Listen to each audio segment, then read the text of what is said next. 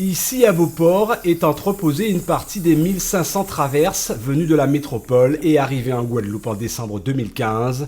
Elles ont permis que le vaste chantier démarre dès le début de l'année, dès le 4 janvier.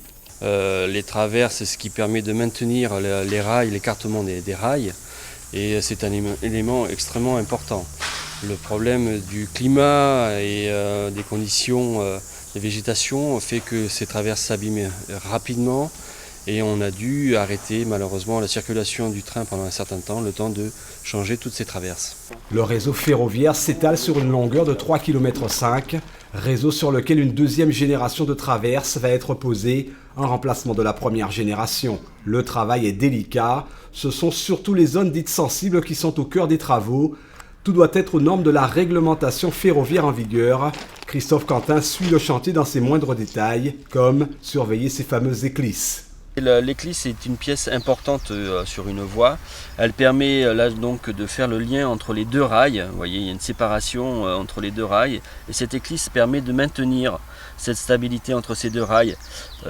C'est malheureusement cette pièce qui a fait défaut il y a ça quelques années sur Bretigny lorsqu'elle a fait l'accident. Une équipe technique de 12 hommes est à pied d'œuvre. Objectif, optimiser le chantier. Il faut creuser pour l'emplacement de la traverse, l'installer puis la visser.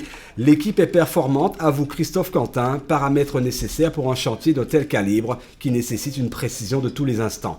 C'est un travail de précision, c'est un travail qui oblige une formation particulière. Nos agents ont été formés par la SNCF, ils ont eu cette formation-là. Ils ne sont certes pas agents SNCF, mais moi je les considère personnellement comme cheminots parce qu'ils ont cette sensibilité-là et cette responsabilité-là, cette formation qui fait que de véritables travailleurs de voie. Oui, ça avance, ouais, parce qu'on a pas mal de traverses à changer, près de 1500.